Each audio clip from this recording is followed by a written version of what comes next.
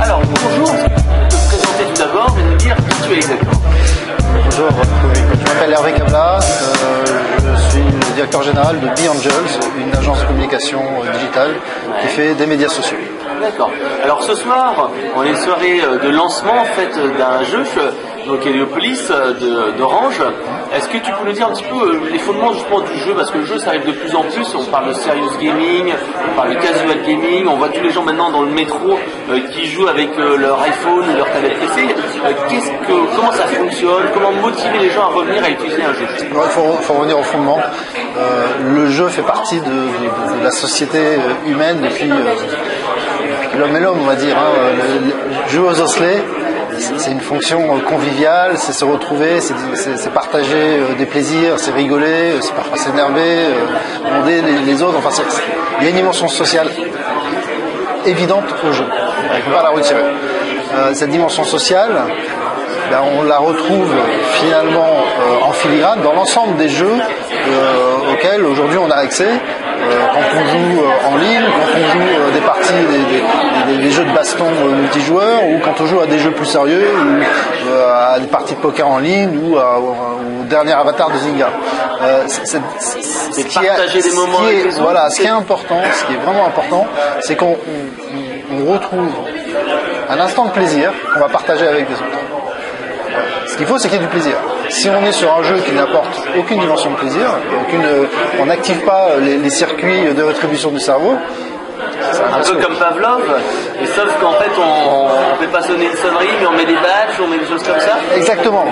C'est vraiment, ça se rapproche quasiment des mécanismes qu'on va trouver, je pense, pour un drogué ou pour des gens qui sont addictifs. Enfin, un vrai mécanisme d'addiction. C'est une rétribution, c'est les circuits du plaisir. Qui sont beaucoup plus faciles à activer d'ailleurs que d'autres circuits. Au moment où je joue, si je suis sur une partie qui me permet un gain facile, par exemple, si je gagne en 5 minutes ou si je gagne en 2 heures, c'est pas la même chose. Ouais, je serais plus content si je mets du temps. Bien entendu. Ce qui explique d'ailleurs qu'il y a beaucoup moins de joueurs d'échecs que de joueurs de poker. Jouer au poker, hormis le stress, le bluff, etc., c'est quand même plus rapide de gagner au poker que de gagner une partie d'échecs. Et si on gagne très rapidement une partie d'échecs, celui qui gagne, finalement, il n'y a aucun enjeu, il n'y a aucun plaisir. Il a battu à plat de couture. Donc cette dimension de gain rapide, elle est importante. Pouvoir se comparer aux autres. Pouvoir dire, j'ai fait mieux que mon petit voisin. Il m'a battu, mais je vais le battre à la prochaine partie. Ça, ce sont des mécanismes de base qu'on va retrouver dans l'ensemble de ces plateformes. Est-ce que c'est pas très masculin? Parce qu'on sait que les hommes sont beaucoup dans la compétition et les femmes plutôt sont dans la coopération. Pas du tout. Il suffit de voir les stats, si vous avez accès aux stats des joueurs en ligne, notamment sur Facebook, c'est un public majoritairement féminin. Je me souviens avoir fait des démos de Facebook à certains de mes clients où je leur montrais qu'il y avait des gens sur Facebook toute la journée, même durant les heures de boulot, notamment des gens qui jouent, parce que ça fait partie des grosses activités sur Facebook, et notamment beaucoup de femmes qui jouent l'après-midi sur Facebook durant les heures de boulot. C'est une réalité. Voilà. Donc c'est la deuxième chose, la compétition, l'esprit de compétition, donc en se comparant avec les autres, donc là on a vu tout à l'heure un score, donc c'est ça qui est important, se dire voilà je suis premier, je suis deuxième, j'évolue, il faut quand même avoir aussi la possibilité de toujours se refaire. Si on est dernier, on n'a plus de motivation, il faut quoi? Il faut réactiver un petit peu avec des bonus, des super bonus. Voilà, l'enjeu c'est de ne pas lâcher une partie des joueurs. Il faut que le jeu soit suffisamment complexe pour qu'on ne s'en lasse pas immédiatement, on n'ait pas fait le tour. Il faut qu'il soit suffisamment facile pour qu'on ne reste pas en queue du peloton et qu'on n'arrive pas à décoller. Il faut trouver un juste milieu. La bonne recette, il n'y a pas de magie, ça se teste, ça s'affine, on crée des scénarios, ça s'enrichit, il y a des boîtes, c'est la spécialité. Et puis il y a un facteur chance, indéniable. Il y a des jeux auxquels on ne croit pas au départ, puis qui prennent très bien, puis il y a des jeux de budget gigantesques qui s'avèrent être des flops. Ouais, parce qu'ils n'ont pas une jouabilité où en fait techniquement c'est bien fait, mais en fait il n'y a pas le plaisir, il n'y a pas quelque chose qui motive à jouer. Quoi. Je reprends l'exemple des osselets ou des cartes, c'est d'une simplicité enfantine, il n'y a pas besoin de très grande complexité en soi, il y a quelques règles de base, mais c'est surtout la variété, l'univers, l'univers explorable. Un jeu, c'est quoi? C'est un arbre de décision. On parcourt un univers des possibles, des millions, des milliards de scénarios possibles. Est-ce que je suis capable de tous les explorer, ou est-ce que, avec mon petit savoir, je vais tourner en rond dans 3 univers possibles sans être capable d'explorer les autres? À la belote ou aux osselets, on peut inventer un tas de situations.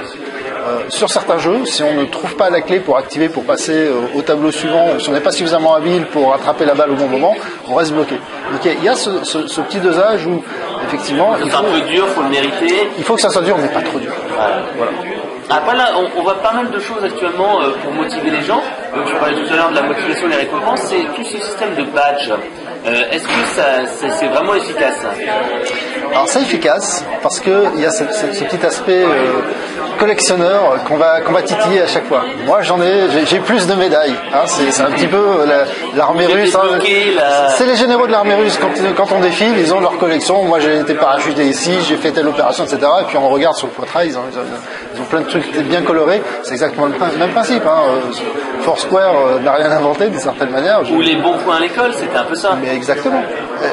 Sauf sur le bon point, on va plutôt titiller l'aspect bon élève. Là, j'ai réussi des choses que les autres n'ont pas réussi à faire. Alors, ce qui est très marrant, c'est qu'on peut aussi créer des jeux par-dessus d'autres jeux. Je prends l'exemple de Foursquare. Foursquare, réseau social, géologue, c'est un jeu pour moi. C'est vraiment un jeu parce qu'on essaye de gagner des points, d'être le maire, de gagner plus de points que ses copains, d'en faire plus, etc. Eh bien, il y a un jeu qui s'est créé par-dessus ce jeu-là, qui s'appelle Landlord. Et Landlord utilise 2 mécaniques croisées. Il utilise la mécanique d'un Monopoly. On achète des terrains et on construit d'une certaine manière une ville. Et la mécanique de Foursquare où l'habitabilité des terrains qu'on a acquis s'appuie sur le check-in des utilisateurs de Foursquare. Donc on croise 2 jeux et on obtient un jeu qui est d'une simplicité dingue, rudement bien réalisé, pas très complexe. Hein. Je pense que le développeur qui a fait ça, il n'a pas passé 3 ans. Addictif au possible, on ne s'en lasse pas. On ne check pas. La seule chose qu'on a à faire, c'est investir une somme d'argent initiale en achetant des terrains quand ils sont disponibles et quand on a suffisamment d'argent. Et puis on voit comment ils fructifient, mais en fonction des check-ins des autres. Là, on est sur une mécanique qui est somme toute assez simple. Il n'y a pas quelque chose de très très complexe, qui s'appuie sur un autre jeu, donc qui vient se greffer, qui vient parasiter. C'est une sorte de coucou du jeu et qui est d'une addiction totale. Je ne sais pas si les gens en France, enfin les utilisateurs de Foursquare sont tous passés sur Landlord. Moi, je suis passé depuis quelques semaines. Je dois avouer que c'est le jeu qui me tient en haleine toute la journée. D'accord. Alors justement, actuellement, il y a une grosse tendance sur le jeu en temps réel. Puisqu'en fait, il y a beaucoup de jeux traditionnels, Warcraft classique, et ensuite on est passé sur World of Warcraft. Maintenant, il y a des jeux qui sont vraiment tout le temps en temps réel. Est-ce que c'est pas trop justement addictif et d'être vraiment tout le temps accroché à son smartphone? Là, donc, Hellopolis va bientôt être disponible sur tablette. Est-ce qu'on n'est pas comme ça en train d'essayer de prendre le temps des gens et les rendre de plus en plus addictifs comme une drogue? Ça, c'est le grand débat. Est-ce que Internet ne prend pas le temps des gens? Est-ce que la télé ne prend pas le temps des gens? Et si les gens avaient le temps, qu'est-ce qu'ils feraient? Ils feraient de toute façon quelque chose. Ils auraient une occupation. Ils prendraient un bouquin, ils iraient se balader. Et si toute la population passait son temps à se balader dans la forêt, on dirait que la forêt prend le temps des gens. Non, il ne faut pas avoir le côté négatif des choses. Que le temps soit pris, c'est clair. Et apparemment, compléter toute une partie, ça va demander pas mal de temps, puisqu'il faut à peu près 2 mois, je crois, pour explorer l'univers. Il n'empêche qu'on n'est pas obligé de passer sa vie sur un seul jeu. C'est à partir du moment où on bascule complètement et qu'on oublie les besoins essentiels de l'être humain, se nourrir, dormir, voir ses amis, qu'on est rentré dans un univers parallèle, que là, on peut commencer à avoir des problèmes. Et effectivement, il y a de nombreux cas, malheureusement, de gens, plutôt d'adolescents, qui sont tombés dans une addiction au jeu, jeu multijoueur, souvent violent, qui peut parfois tourner à la tragédie. Il ne faut pas l'oublier. Il y a des travaux importants qui sont faits en ce sens. Il faut comme surveiller un peu, comme trop regarder la télé, trop faire la Il faut varier. Mais c'est comme et s'ouvrir quand même vers les toute activité humaine demande de la variété et ne pas rester dans un schéma défini. C'est de la variété, du croisement des disciplines qu'on fait évoluer l'espèce humaine et qu'on fait évoluer la société. Ce qui est intéressant dans la dimension d'un jeu, c'est que s'il est bien construit, justement, il va faire appel à des compétences diverses, il va faire appel à des interactions qui vont éventuellement provoquer d'autres interactions dans la vraie vie. Et je pense que la plupart des entreprises devraient commencer à s'intéresser justement à ces mécanismes qui permettent de faire passer un certain nombre de messages éducatifs. Actuellement, il y a le service game, on voit de plus en plus d'entreprises qui utilisent les jeux pour former, pour expliquer. J'avais vu un jeu, par exemple, je crois que c'était la CGT, je sais pas quoi, qui avait fait un jeu sur tout ce qui est licenciement, etc. Mais là, en fait, dans le cas du jeu actuel, c'est basé beaucoup sur Facebook, on voit que c'est une app. Pourquoi utiliser plutôt Facebook que mettre une application normale qui serait basée sur Internet, un jeu normal? Très simplement parce que Facebook offre déjà toute la mécanique de connectivité qu'on n'a pas besoin de la développer. Je pense que la plupart des gens qui développent aujourd'hui des applications, des programmes, de nouvelles fonctionnalités devraient avant tout s'intéresser à Facebook comme étant un mécanisme qui permet d'enrichir un produit, quel qu'il soit, de cette connectivité qu'offre Facebook. Donc on a accès à un vivier de personnes et on peut facilement créer, avoir des interactions, publier sur sa page Facebook. On n'a pas besoin de tout redévelopper. Ouais. On a un socle, dans une approche, on a un socle. La grande mutation du développement ces dernières années, c'est de développer en assemblant des composants. Il y a 30 ans, quand on développait, c'était le vide complet, et donc on développait tout. On développait les couches basses, l'accès aux fichiers, la communication, l'accès à l'écran, l'affichage, etc. Aujourd'hui, quand on développe, on prend des briques. Et les meilleurs développeurs sont ceux qui savent bien intégrer ces briques, quelles qu'elles soient, que ce soit sur des versions desktop, sur des versions mobiles, en ayant une certaine versatilité. Facebook est une brique pour moi. Facebook, tout autant que Twitter, sont devenus, au-delà de leur dimension de réseau social, des briques pour d'autres logiciels. D'accord, donc on prend l'Open Graph, on prend Facebook Connect, et là, hop, on a accès à des outils qui permettront de donner plus de viralité aux jeux. Parfaitement. Il ne faut pas voir le côté négatif de Facebook. Il faut voir ce que Facebook peut apporter de positif. Et Facebook peut apporter énormément de choses positives, ne serait-ce que sur l'hébergement, par exemple, qui est offert quasiment gratuitement. Sur l'identification qui est proposée, des mécanismes d'identification. C'est pas difficile à faire, sauf qu'ils sont là. Ils sont propices. On peut les utiliser. Et à partir du moment où on a l'identification, on est capable d'accéder à plein d'autres informations qu'offrent les profils des utilisateurs. Donc pour un développeur de jeu, Facebook est une manne aujourd'hui. Alors qu'est-ce qu'il faut également pour motiver encore les gens à participer à un jeu et à les remotiver, à les rebooster?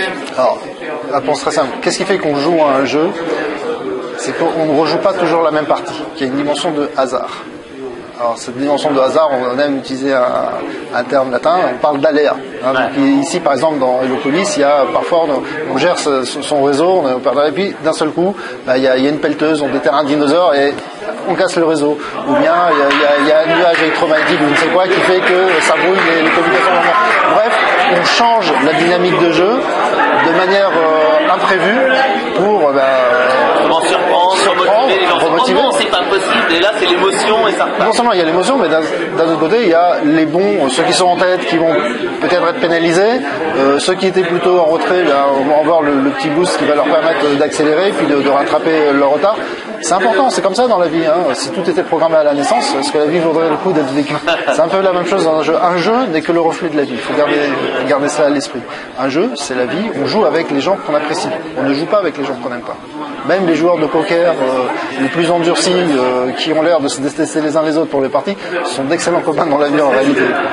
Les grands jockeys qui se battent dans les compétitions sont des gens qui se connaissent. Les grands joueurs de foot s'apprécient. Ce sont des castes.